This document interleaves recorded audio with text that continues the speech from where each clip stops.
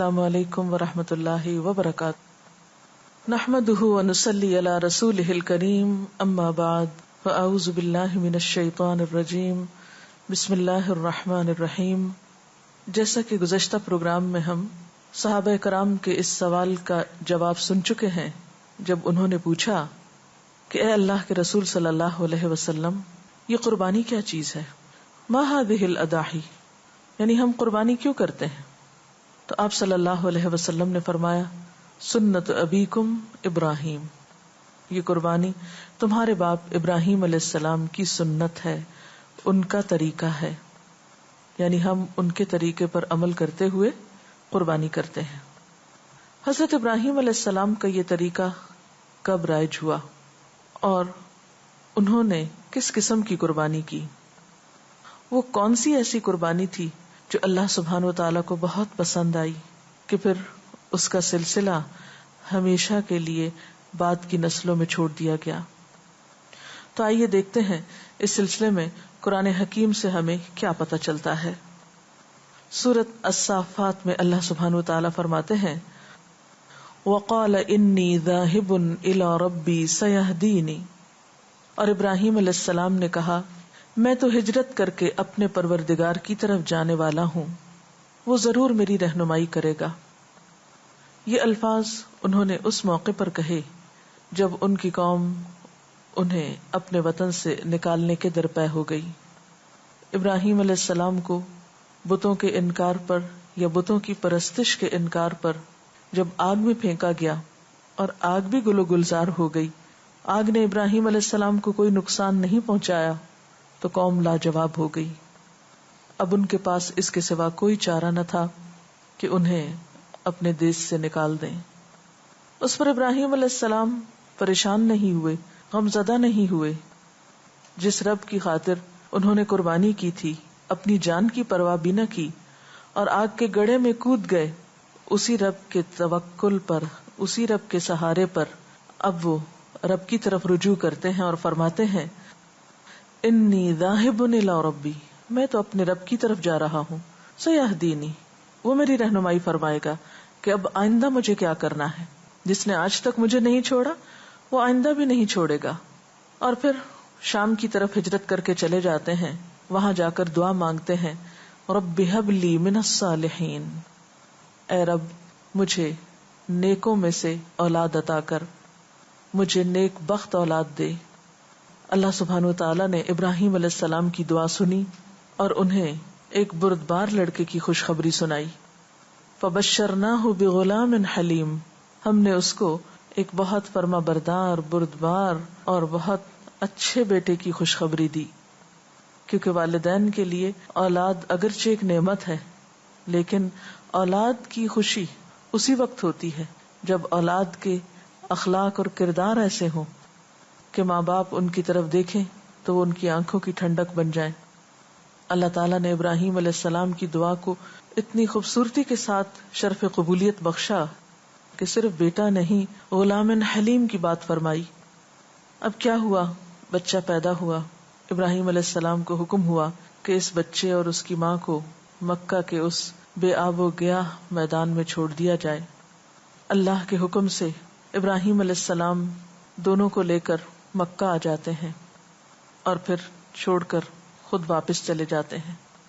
وہاں پر اسماعیل علیہ السلام اپنے والدہ کی زیر تربیت اپنی زندگی کے باقی سال گزارتے ہیں۔ تاریخی روایات میں آتا ہے کہ جب ان کی عمر 13 سال کو پہنچی، بلوغت کا آغاز تھا، گویا دوسرے لفظوں میں ٹین ایج کا آغاز تھا، تو حضرت ابراہیم علیہ السلام دوبارہ ان کے پاس گئے۔ وہاں پہنچے تو انہیں ایک خواب آئی، اللہ تعالیٰ کی طرف سے اشارہ ہوا کہ اس بیٹے کو قربان کر دو۔ اگر دیکھا جائے تو ابراہیم علیہ السلام جو اللہ تعالیٰ سے سچی محبت رکھتے تھے، انہوں نے اللہ کی محبت میں اپنے والدین، اپنا وطن، اپنا گھر بار اور اپنا پیارا بیٹا، اپنی بیوی، سب کچھ چھوڑا۔ اور اب ایک اور امتحان تھا کہ اس بچے کو بھی قربان کر دو۔ قرآن پاک میں حکم آتا ہے فَلَمَّا بَلَغَ مَعَهُ السَّعْيَ قَالَ يَا بُنَيَّ إِنِّي أَرَىٰ فِي الْمَنَامِ، پھر جب وہ بچہ اتنی عمر کو پہنچا کہ اس کے ساتھ چلے پھرے، دوڑ دھوپ کر سکے، تو ابراہیم علیہ السلام نے کہا یا بنیا، اے میرے پیارے بچے، انی ارا فی المنام، میں خواب میں دیکھتا ہوں، انی اذبحک، کہ میں تجھے ذبح کر رہا ہوں، فانظر ماذا ترا، تم دیکھو تمہاری کیا رائے ہے، کیا تم اس کے لیے تیار ہو؟ یہاں شاید کسی کے ذہن میں یہ سوال پیدا ہو کہ محض ایک خواب کی بنا پر ایک باپ اپنے بیٹے کو قربان کرنے چلا ہے۔ جی ہاں، اس لیے کہ باپ پیغمبر ہے اور پیغمبروں کے خواب بھی سچے ہوتے ہیں، وہ بھی وحی کی ایک قسم ہوتے ہیں۔ لہذا ابراہیم علیہ السلام جب اپنے خواب کا ذکر اپنے بیٹے کے سامنے کرتے ہیں تو بیٹا، جس کی پیدائش پر اللہ تعالیٰ نے یہ خوشخبری سنائی تھی کہ بہت بردبار ہوگا، بہت متحمل مزاج ہوگا، وہ کیا کہتا ہے؟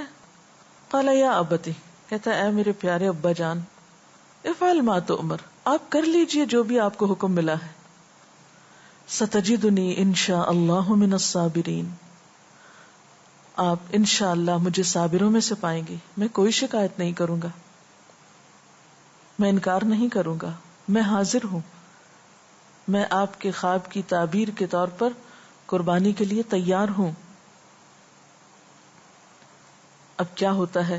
فلما اسلم وتلہ للجبین، ابراہیم علیہ السلام بیٹے کو لے کر نکلتے ہیں مکہ سے باہر، منا کی طرف جاتے ہیں، اور دونوں ہی اپنے رب کی اطاعت میں، فرما برداری میں، اس حکم پر عمل کرنے کے لیے دل و جان سے تیار ہو جاتے ہیں۔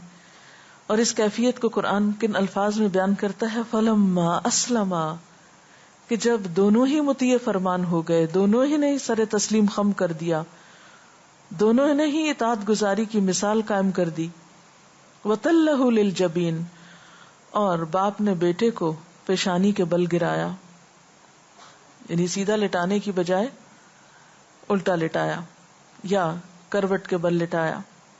اور اس موقع پر وَنَادَيْنَاهُ أَن يَا إِبْرَاهِيمُ، ہم نے پکارا اے ابراہیم، قد صدقت الرؤیا، تم نے اپنا خواب سچا کر دکھایا، انا کذالک نجزی المحسنین، یقیناً ہم اسی طرح محسنین کو جزا دیتے ہیں، احسان کرنے والوں کے احسان کا بدلہ ہم اسی طرح دیتے ہیں۔ اور پھر اللہ تعالیٰ اس واقعے کو ابراہیم علیہ السلام کے لیے ایک کھلی آزمائش کا موقع قرار دیتے ہیں، فرمایا ان ھذا لہو البلاء المبین، یقیناً یہ ایک کھلی آزمائش تھی، ایک بہت بڑا امتحان تھا۔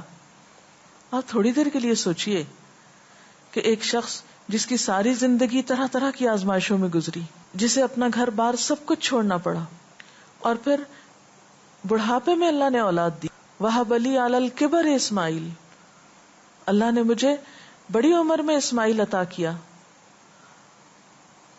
اور پھر اس عمر کو بچہ پہنچا جس عمر کو ایک بچہ اپنے ماں باپ کا بہت پیارا ہوتا ہے، اور پھر حکم آتا ہے کہ اسے قربان کر دو۔ ذرا اپنے آپ کو رکھ کے دیکھیے اس مقام پر کہ اللہ کی خاطر اولاد کی قربانی، اور وہ صرف قربانی یہ نہیں کہ اپنی نگاہوں سے دور کرنا، وہ قربانی تو پہلے ہی ہو چکی تھی، اس کی جان کی قربانی، اتنی خوش دلی کے ساتھ، اتنی محبت کے ساتھ۔ اس سے بڑھ کر وفاداری کا اور وفا شعری کا ثبوت کیا ہو سکتا ہے؟ تو یہاں پر ہم دیکھتے ہیں کہ اس کھلی آزمائش میں ابراہیم علیہ السلام بہترین طریقے سے کامیاب ہوئے، اور اللہ تعالیٰ نے جنہیں اس بچے کی قربانی دراصل مقصود نہیں تھی، ابراہیم علیہ السلام کا امتحان مقصود تھا، وَفَدَيْنَاهُ بِذِبْحٍ عَظِيمٍ، ہم نے بدلے میں ایک عظیم قربانی دے کر بچے کو بچا لیا۔ جبریل علیہ السلام ایک مینڈھا لائے، ابراہیم علیہ السلام نے جب چھری پھیری تو وہ چھری بیٹے کے گلے پر نہیں تھی، اس مینڈھے کے گلے پر تھی، اور وہیں سے پھر ان جانوروں کی قربانی کا سلسلہ شروع ہوا۔ جو شخص حج کرنے کے لیے جاتا ہے وہ بھی قربانی کرتا ہے، اور وہ لوگ جو حج کے لیے نہیں جا سکتے وہ اپنے گھروں میں ان کے ساتھ عملی طور پر ایک طرح سے شریک ہوتے ہیں اس ریچول میں۔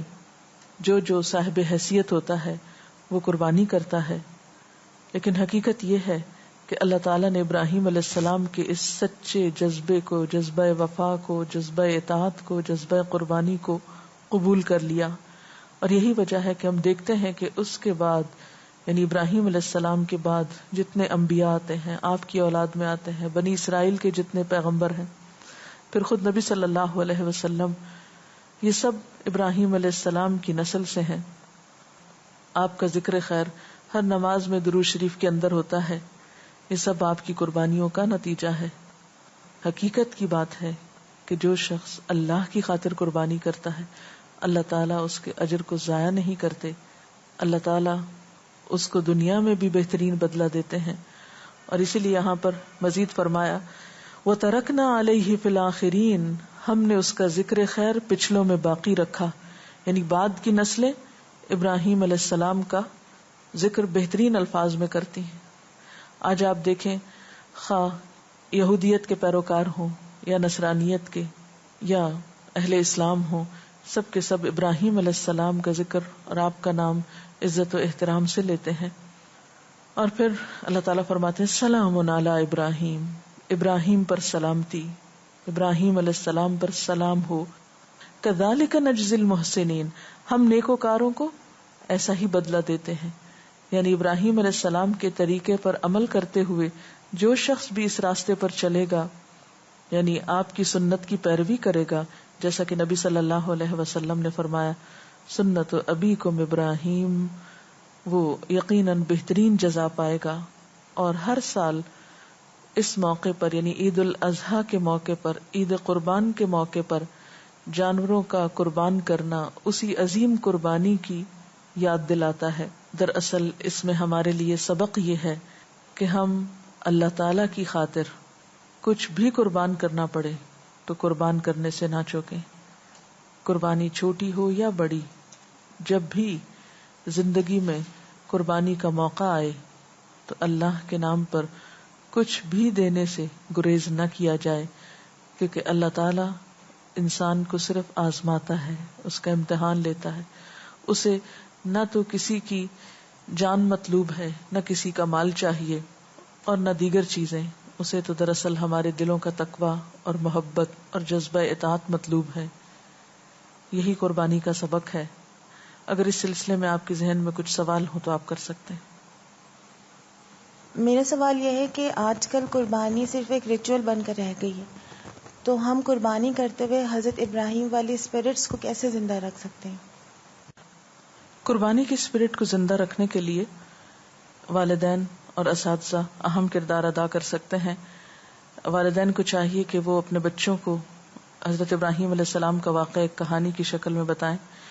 اسی طرح بڑوں کی محفل میں، اسکولوں میں اور مختلف مقامات پر، مختلف فورم پر مختلف انداز سے ہر ایک کی ذہنی سطح اور ذہنی لیول کے مطابق اس موضوع پر گفتگو بھی ہونی چاہیے، تاکہ یہ موقع محض ایک ریچول بن کر نہ رہ جائے، بلکہ اس ریچول سے جو اخلاق اور کردار پیدا کرنا مقصود ہے وہ بھی پیدا ہو سکے. جی ڈاکٹر صاحبہ، آپ نے جو قرآن مجید کی آیات بیان فرمائی، اس کی روشنی میں تو یہ پتہ چلتا ہے کہ حضرت ابراہیم علیہ السلام کی قربانی اطاعت شعاری کے جذبے کے تحت ہوئی تھی، لیکن ہماری قربانیاں کچھ نمائشی حیثیت اختیار کرتی چلی جا رہی ہیں. اس پر کچھ روشنی ڈالیے.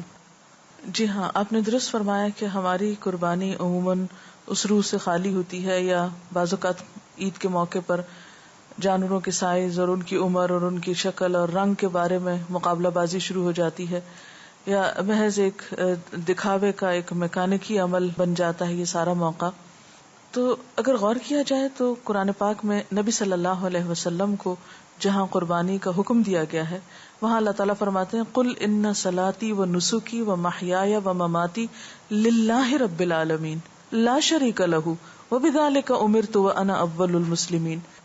کہ آپ کہہ دیجئے کہ میری نماز اور میری قربانی، میرا جینا اور میرا مرنا اللہ رب العالمین کے لیے، یعنی کسی دکھاوے کے لیے نہیں، کسی شہرت کے حاصل کرنے کے لیے نہیں، صرف ایک رسم پوری کرنے کے لیے نہیں، بلکہ یہ سب کچھ کس کے لیے ہے؟ اللہ کے لیے ہے. اسی طرح سورۃ الحج میں اللہ تعالیٰ فرماتے ہیں لن ینال اللہ لحومها ولا دماؤها ولکن ینالہ التقوی منکم، کہ اللہ تعالیٰ کو نہ تو ان جانوروں کا گوشت پہنچتا ہے اور نہ ہی ان کا خون پہنچتا ہے.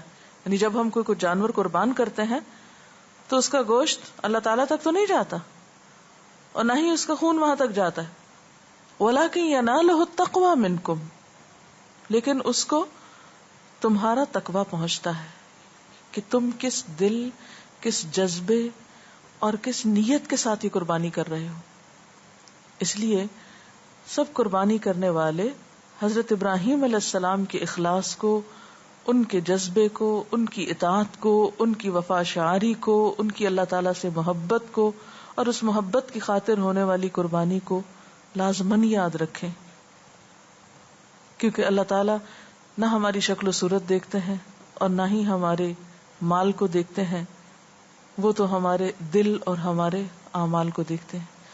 اس موقع پر اللہ تعالیٰ یہ نہیں دیکھتے کہ کس نے کتنے ہزار کا بکرا قربان کیا، کوئی گائے میں حصہ ڈال رہا ہے یا بکرا ذبح کر رہا ہے، ایک کر رہا ہے یا کئی ایک کر رہا ہے. نہیں، دیکھا یہ جاتا ہے کہ کون کس جذبے کے ساتھ کر رہا ہے، کس روح کے ساتھ کر رہا ہے.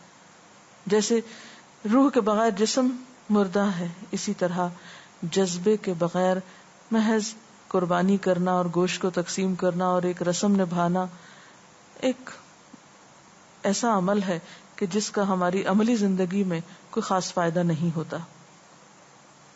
جی، کوئی اور سوال ہو اس سلسلے میں؟ اسلام تو سلامتی کا پیغام دیتا ہے، لیکن بظاہر اتنے سارے جانوروں کا ذبح ہو جانا یہ ظلم نہیں ہے کیا؟ جی ہاں، اس میں کوئی شک نہیں کہ اسلام سلامتی کا پیغام دیتا ہے، لیکن اس سلامتی کا تعلق انسانوں کے ساتھ ہے. جہاں تک جانوروں کا تعلق ہے تو جانور کی زندگی کا مقصد کیا ہے؟ جانور پیدا کس لیے کیے گئے ہیں؟ جانوروں کو اللہ تعالیٰ نے ہمارے لیے مسخر کیا ہے، ہمارے فائدے کے لیے بنایا ہے کہ ہم ان سے دودھ حاصل کریں، ان کا گوشت کھائیں، ان کے بالوں سے فائدہ اٹھائیں، اور ان کے جسم کے تمام حصے جو ہیں وہ انسانوں کے لیے کسی نہ کسی کام کے ہیں. تو جب وہ بنائے ہی ہمارے لیے گئے ہیں تو ان کو ذبح کرنا ظلم نہیں، اور یہ اسلام کے پیغام امن کے خلاف نہیں. اور اگر دیکھا جائے تو صرف مسلمان ہی جانور قربان نہیں کرتے یا ذبح نہیں کرتے، دنیا کے ہر حصے میں جانور قربان ہوتے ہیں. ہر حصے میں گوشت پکتا ہے، کھایا جاتا ہے، گوشت کی بہت سی ڈشز بنتی ہیں. وہ سب کہاں سے آتا ہے؟ اور اسلام میں تو پھر ایک لمٹ ہے، چند مخصوص جانور قربان کرنے کی اجازت ہے. دنیا کے بعض ممالک اور بعض حصے ایسے ہیں جہاں ہر قسم کا جانور استعمال کیا جاتا ہے. تو بات یہ ہے کہ اصل چیز یہ دیکھی جائے گی کہ جانور کے ساتھ سلوک کیا ہو رہا ہے، ذبح کرنے کا طریقہ کیا اختیار کیا جا رہا ہے، اور اس کا مقصد کیا ہے، اور اس سے فائدہ کیا ہے. لہذا یہ سمجھنا کہ قربانی کے موقع پر جانور کو ذبح کرنا ظلم ہے، تو یہ ظلم نہیں. میرے خیال میں ان کو چھوڑ دینا اور صرف ان کو بوڑھا ہونے پر سسک کر مرنے دینا شاید یہ ایک ظلم کی قسم ہو. اگر حضرت ابراہیم علیہ السلام کا بیٹا قربان ہو جاتا اور اس کے بعد آج ہم سب کو اپنے بیٹے قربان کرنے پڑتے تو پھر ہم کہتے کہ ہاں بھی ظلم ہے. لیکن جہاں تک جانوروں کا تعلق ہے تو وہ تو انسانوں ہی کے لیے بنائے گئے ہیں، اس لیے اس میں ظلم کی کوئی ایسی بات نہیں ہے. اس کے ساتھ ہی ہمارے آج کے پروگرام کا وقت ختم ہوتا ہے. اجازت چاہتے ہیں. السلام علیکم ورحمۃ اللہ وبرکاتہ. اللہ اکبر، اللہ اکبر، لا الہ الا اللہ، واللہ اکبر، اللہ اکبر وللہ الحمد. اللہ اکبر، اللہ اکبر، لا الہ الا اللہ، واللہ اکبر، اللہ اکبر وللہ الحمد. اللہ اکبر، اللہ اکبر، لا الہ الا اللہ، واللہ اکبر، اللہ اکبر وللہ الحمد.